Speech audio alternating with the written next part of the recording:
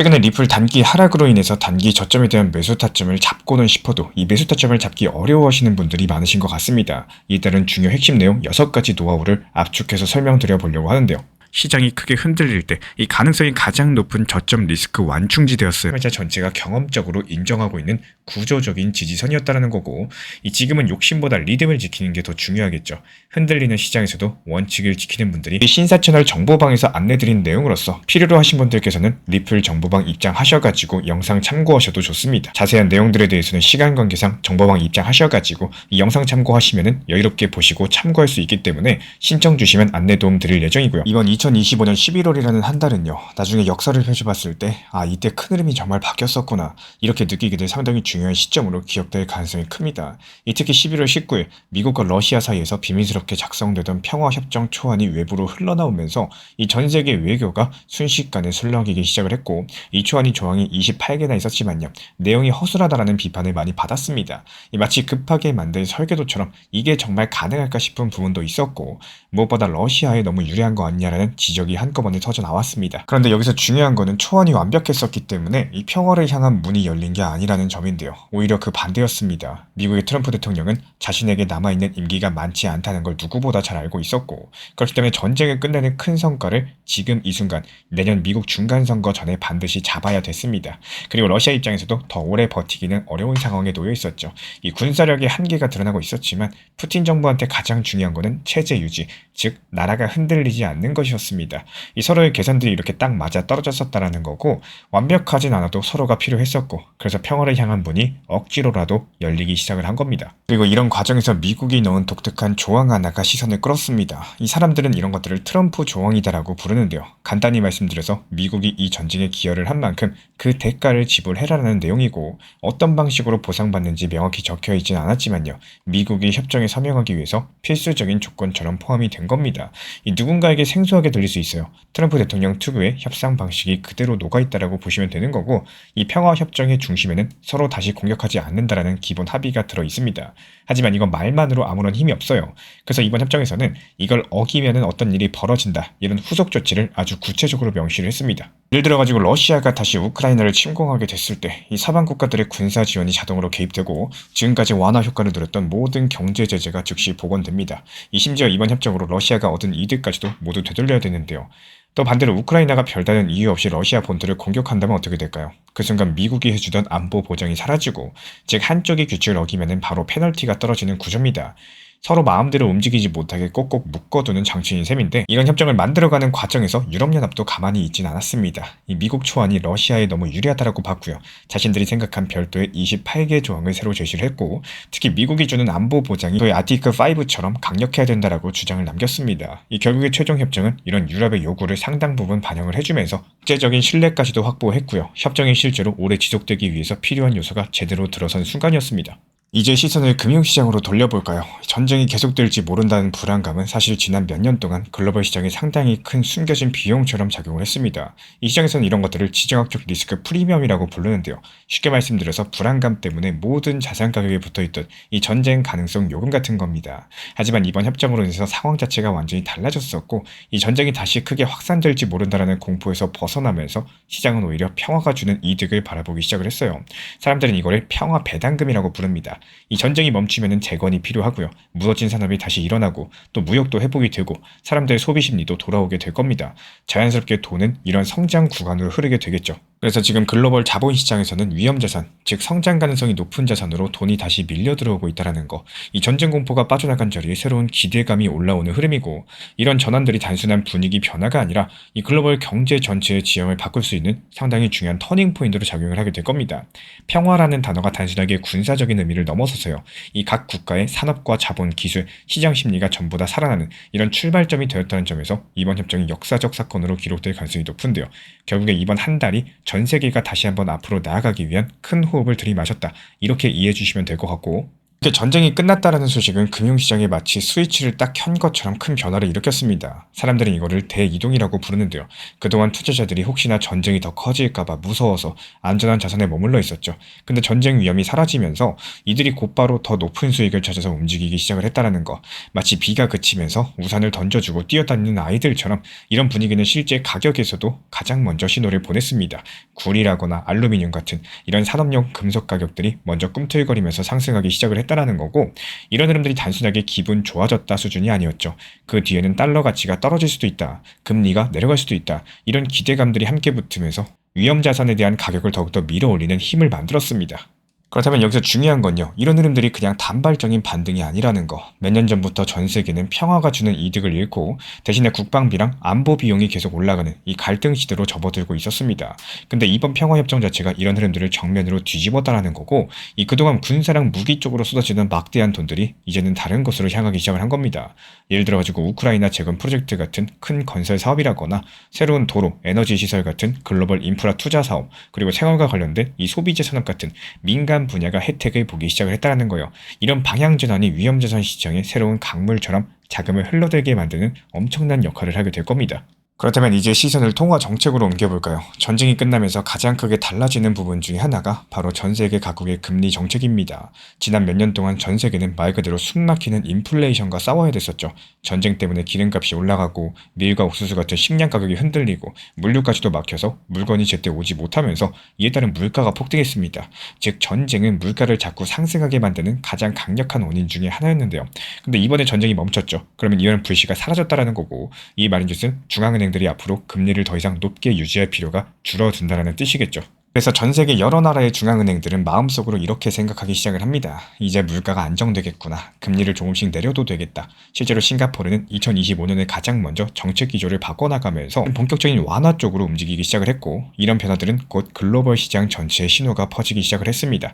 금리나 기대감이 커지면 돈의 흐름들은 다시 위험자산 쪽으로 활발히 움직이기 시작을 할 거예요. 이런 과정에 대해서 사람들은 글로벌 유동성 공급의 역전이다라고 부르고 있습니다. 쉽게 말씀드리자면 이 줄어들던 돈이 다시 시장으로 흘러들기 시작을 했다는 뜻이에요. 그리고 이런 유동성의 회복은 암호화폐 같은 위험자산이 다시 강력한 상승세를 만들 수 있는 정확한 구조적 기반이 되어줄 겁니다. 단기 반등이 아니라 판 자체가 바뀌고 있다는 의미에 가깝고요. 하지만 여기서 끝나는 건 아닙니다. 이 평화가 가져온 달콤한 랠리 뒤에는 놓치면 안 되는 그림자가 하나 있다는 거. 세계경제포럼 조사에 따르면요, 앞으로 10년 동안 세계 경쟁을 발목 잡을 수 있는 문제는 크게 세 가지 정도입니다. 첫째가 경기 침체, 그리고 물가 상승, 그리고 국가 부채 증가입니다. 이 세 가지가 눈앞에서 바로 터지는 단기 폭탄은 아니고, 하지만 천천히 그리고 꾸준히 시장에 압력을 가하는 중장기 불씨에 가깝다라고 보시면 되고요. 여기에 대해서 JP모건은 이런 상황을 구조적인 인플레이션이다라고 부릅니다. 물가가 크게 떨어지지도 않고 아주 천천히 덩치를 키우는 상태죠. 그리고 국가 부채는 더욱더 많은 나라에서 이미 너무 높은 수준으로 올라와 있습니다. 재정이 튼튼한 싱가포르조차도 2025년 공공부채가 여전히 높을 것이다라는 분석이 나와주고 있고, 그렇다면 다른 나라들은 말할 필요도 없겠죠. 결국에 이 말인즉슨 평화가 만들어낸 유동성 증가랑 시장 상승이 단기적으로 큰 힘을 발휘하겠지만, 중장기적으로 봤을 때 부채랑 구조적인 인플레이션이라는 이런 벽을 반드시 만나게 될 것이라는 뜻입니다. 지금 시장은 환호하고 있어요. 하지만 진짜 냉철한 투자자는 이런 중장기 리스크를 미리 알고 방향을 잡습니다. 평화가 만든 상승 흐름이 반짝이 아니라 오래 가고자 한다면 이런 구조적인 문제들을 어떻게 해결하는지가 앞으로의 핵심이 될 거라는 거예요. 본격적으로 전쟁이 끝나고 평화가 찾아오면은 이 세상은 조용해지는 것처럼 보이지만 사실 금융시장에서는 엄청난 일이 벌어지게 될 거라는 거. 마치 막혀있던 뚝이 열리면서 강물이 한꺼번에 쏟아지는 들어오는 것처럼 이 글로벌 유동성이 시장으로 흘러들기 시작을 할 거고, 이때 많은 분들께서 주식이나 부동산 같은 전통시장만 바라보시지만요, 정작 진짜 큰 변화는 암호화폐 시장에서 일어나게 될 거라는 거. 그리고 그 중심에는 리플 XRP가 있고, 이 한 가지 자산이 조용히 자리를 잡고 서 있습니다. 왜냐하면 XRP는 단순하게 가격이 오르길 기다리는 코인이 아니라 전 세계 금융 시스템 속에서 배관공처럼 이 보이지 않는 곳에서 돈의 흐름을 연결해주는 역할을 해내고 있기 때문인데요. 이걸 가능하게 하는 세 가지 힘이 이미 준비가 되어 있다는 거. 규제 명확성과 제도권 편입, 그리고 실질 유틸리티라는 강력한 삼각 구조입니다. 그렇다면 이 세 가지가 과연 어떻게 시장을 흔들고 있는지 차근차근 들어가 볼까요? 이 제도권 문이 열리는 순간 기관 자본이 막혀있던 댐이 터질 겁니다. 2025년 XRP 역사에서 가장 커다란 장애물이 하나 사라졌죠. 미국 SEC랑 소송이 끝났고, 이제부터 XRP는 투기용 알트코인이 아니라 제도권 금융 인프라 자산이라는 레벨로 올라선 겁니다. 이걸 증명하는 움직임은 곳곳에서 나타나고 있는데요. 리플은 미국 연준 결제망 접근을 위한 은행 인가까지도 신청했습니다. 현재 XRP의 행보를 봤을 때 단순하게 동네 코인이 할 수 있는 결정이 아니라는 거고 그 자체에서 미국 금융 시스템의 부품이 되겠다라는 선언이겠죠. ETF라는 고속도로 위로 기관 자본이 폭발적으로 밀려들었다면 전쟁이 끝나고 평화 배당금이 시장을 뒤흔드는 그 순간에 XRP 현물 ETF가 본격적으로 활동하기 시작을 할 겁니다. 이미 여러 가지 승인을 받으면서 현재 XRP ETF는 단순 상품이 아니라 자본 흡입 장치라고 볼 수가 있는데요. 이 캐너리 측의 XRPC ETF는 출시 첫날부터 5,800만 달러 거래량을 찍었고요. 곧바로 2억 달러가 넘는 신규 자금이 ETF를 통해서 유입이 됐습니다. ETF 분석가 에릭 발투나스 측에서는 2025년에 나온 900개 ETF 중에서 XRP ETF가 독보적인 리그다라고 평가를 남겼고 이 기관 투자가 얼마나 간절하게 주요 알트코인 ETF를 기다렸는지 여기서부터 드러나는 대목입니다. 게다가 CME가 XRP 옵션 상장까지도 준비하고 있다 보니까 현물에서 선물로 또 옵션까지도 완전한 제도권 패키지가 구축되는 중이라는 거고 이게 의미하는 건 딱 한 가지입니다. 이제부터 대규모 자본이 들어올 준비가 끝났다라는 거. 전 세계 금융기관이 가장 필요로 하는 자본 해방 장치 이제 XRP의 진짜 실체를 보자면요. 이 ODL 같은 경우는 단순한 기술이 아닙니다. 세계 금융기관이 수십 년 동안 해결하지 못했던 문제 중에 하나를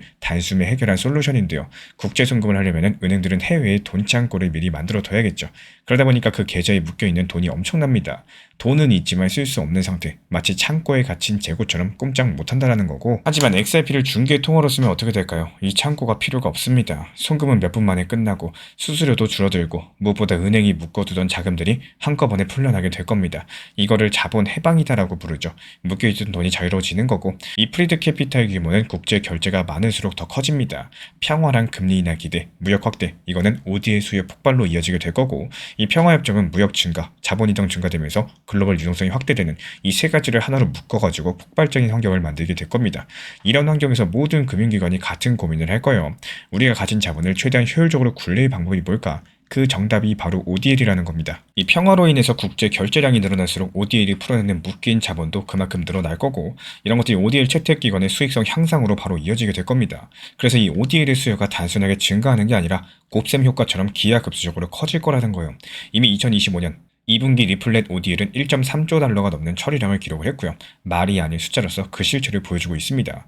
현재 리플 XRP는 유동성 빅뱅의 중심 파이프라인으로 올라섰다라는 거. 이 평화배당금은 시장에 돈을 뿌리겠죠. 금리 인하 기대감은 유동성을 키워줄 겁니다. 무역 회복은 결제량을 폭발시킬 겁니다. 이런 모든 흐름이 하나로 모이는 지점이 바로 XRP라는 거고 이 규제 명확성과 ETF, ODL 이 세 가지가 동시에 정렬된 지금 시점 XRP가 단순 코인을 넘어서 글로벌 유동성 시대의 핵심 금융 배관공으로서 즉 돈이 흐르는 길을 만드는 자산이 되었다라는 거. 그리고 앞으로 들어올 자본의 규모는요. 지금 우리가 상상하는 수준을 훨씬 더 넘어설 가능성이 높다라는 겁니다. 그런데 XRP 가격은 아직까지 이 모든 걸 반영하지도 않았다라면 어떨까요? 온체인 데이터를 보시면요. 결제 건수, 네트워크 활동, 실제 사용량 모두 다 폭발하고 있지만 아직까지 XRP 가격만큼은 잠잠합니다. 이게 단순하게 정체가 아니에요. 마치 압축이 된 용수철과도 같은 상태입니다. 한번 상상을 해보세요. 누르고 있는 힘이 사라지면은 바로 엄청나게 강력한 속도로 튀어오르겠죠. 미국 SEC라는 무거운 규제가 그 용수철을 누르고 있었고 평화협정과 ETF 승인이라는 이 거시적인 명확성들이 그 압력을 제거해버렸습니다.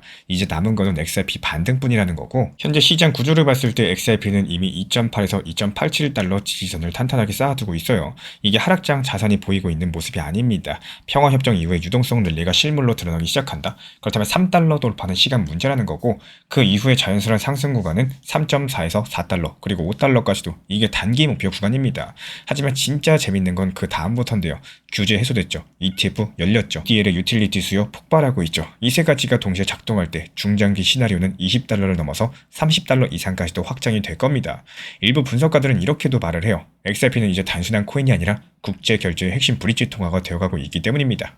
결국에 평화협정은 XRP 강세장을 여는 스위치였습니다. ETF는 유동성의 입구를 만들었고 ODL은 실질 수요의 엔진을 켜고 있습니다. 잠재적인 에너지를 가득 품고 있던 XRP는 이제 구조적인 상승 흐름의 초입에 들어섰다라는 거. 그리고 앞으로 글로벌 금융시장은 XRP가 단순한 암호화폐를 넘어서 국제 결제 시스템의 핵심 통화로 자리 잡는 과정들을 그냥 눈으로 확인하게 될 겁니다. 하락과 반등 사이에서 가장 흔들리는 건 시장이 아니라 결국에 나의 원칙이겠죠. 리플이 11월 21일 2740원까지 밀렸던 그 순간 누구라도 마음이 덜컥 내려앉았을 거고 여기서 떨어지면 어떡하나 불안한 마음들이 스멀스멀 올라오셨을 겁니다. 근데 불과 4일, 정말 손가락 한번 튕기는 정도의 시간이 지나고 나니까 다시 3,000원대 중반대까지 회복했죠. 이게 바로 시장의 현실입니다. 떨어질 때 무섭게 내려가는데요. 돌아설 때는 생각보다 빨리 돌아선다라는 거. 문제는 이 짧은 구간에서 사람들이 스스로 기회를 놓친다라는 점입니다. 더 하락할까봐 겁나서 팔아버리고 다시 사려고 보니까 가격이 올라가 있고 그때 좀 더 살걸 이러면서 후회만 남는 반복된 패턴들. 이게 실력이 부족해서가 아니라 원칙이 없어서 흔들리는 전형적인 흐름입니다. 이제 제가 생각하는 하락장의 시기는 공포 구간, 위험하고 흔들리는 시장이다라고 느낌보다는 좋으나 싫으나 찾아오는 하락장이기 때문에 오히려 기회의 타점이 시기라고 생각을 합니다. 내가 차를 구매하거나 장을 보거나 쇼핑을 할 때, 이왕이면 세일할 때, 프로모션이 좋을 때 사는 게 좋은 것처럼요. 리플을 다른 데보다 훨씬 더 낮은 가격에 매수할 수 있는 기회의 타점이다라고 생각을 하시고 이 정보방에서도 오히려 이런 시기를 잘 활용하실 수 있도록 단기 저점에 대한 타점을 중요하게 안내드리고 있습니다. 분할 매수, 원칙 매매만 잘 활용하셔도요. 오히려 하락장의 시기는 기회처럼 느껴지는 경우가 찾아온다라는 거. 원칙 매매가 정말로 어려우시다면은 필요로 하신 경우에 정보방 입장하셔가지고 공부하셔도 괜찮습니다. 단 항상 말씀드리지만 업비트, 빗썸 위주의 현물 매매로서만 안내드리고 있기 때문에 참고하시면 좋고요. 결국에 진짜 중요한 건 시장이 아닙니다. 시장보다 더 큰 문제는 흔들리는 나 자신이고 그 나를 잡아주는 게 바로 원칙입니다. 반등이 오든 횡보하든 다시 하락하든 원칙이 있는 사람은 흐름을 기회로 만들고요. 원칙이 없는 사람은 흐름에 끌려다니다가 기회를 놓치실 겁니다. 지금 이 순간에도 시장은 계속 움직이고 있어요. 그 안에서 살아남는 사람은 결국에 멘탈과 원칙을 끝까지 지킨 사람이라는 거 다시 한번 강조드리고 싶습니다. 이 스스로가 흔들리지 않는 매매 기준을 갖추지 못한다면은 이 시장에서 오래 버티는 건 정말 어려워요. 결국에 살아남는 거는 남들이 흔들릴 때 그때도 내 자리를 지키는 사람이겠죠. 후에 리플 XRP의 매수 매도 타점 잡기는 순간의 판단이 전부예요. 그래서 저희 신사 채널에서는 시장의 숨결 하나하나까지 놓치지 않고자 모든 흐름들 실시간 모니터링 중에 있습니다. 단기 반등 구간이 열리는 순간 그 찰나의 기회를 우리 구독자분들께 바로 전달드리기 위해서인데요. 우리 신사 채널을 이미 구독해주신 분들 중에서 실시간 커뮤니티방 참여를 원하신다면은 지금 보이는 번호로 문자 남겨주세요. 혼자서 불안하게 바라보는 시장이 아니라 함께 흐름 읽고 움직이는 경험을 선사해 드리도록 하겠습니다. 현재 제가 안내드리고 있는 정보방 입장에 대해서 관심이 있으신 분들이 최근에 많아지셨습니다. 간단하게 한번 설명드려 보도록 하겠습니다. 먼저 항상 무슨 일이 있어도 업비트, 빗썸, 현물 매매로서만 안내드리고 있기 때문에 원칙 매매를 잘 활용하시는 것들을 추천을 드려요. 이 세 가지 방으로서 안내를 드리고 있는데요. 첫 번째로 가장 구독자분들께서 관심 있어 하시는 리플 전용방입니다. 리플 전용방에서는 말 그대로 리플에 대해서 집중적으로 단기 고점과 저점 그리고 장기적인 관점에 대한 타점과 리플에 대한 시장 브리핑을 안내드리는 방이고요. 이 리플 전용방에서 안내드리고 있는 정보방 타점으로 단기 고점과 단기 저점에 대한 타점을 활용을 하시되 신경 쓰는 매매가 아니라 목표가에 미리 걸어놓고 미국 시장이 활발한 새벽 시간대 혹은 업무 시간대도 신경 안 쓰면서 수익 실현과 저점 추가 매수 타점을 활용하는 방향으로서 안내 도움 드리고 있어요. 리플에 무조건 장기적으로만 보는 게 아니라 메인 비중은 장기적으로 보유하시되 일부 비중은 단기 고점과 저점을 살려가면서 비중과 수량을 늘려나가고 평균 단가를 낮추는 전략으로서 운영하시는 것들을 항상 추천을 드립니다. 그리고 두 번째로 단기 타점의 종합방입니다. 리플을 몰빵으로 장기적으로만 보유하다 보면 결국에 시장의 흐름을 놓치게 되기 때문에 적당한 알트코인들을 비중을 활용하시면서 적극적으로 투자 전략으로 살려나가는 게 정말 중요합니다. 예를 들어가지고 좋은 엔진의 리플 코인을 보유했으면은 그 엔진이 잘 활용될 수 있도록 좋은 기름과 엔진 오일의 역할이라고 생각을 하시면 되는 거예요.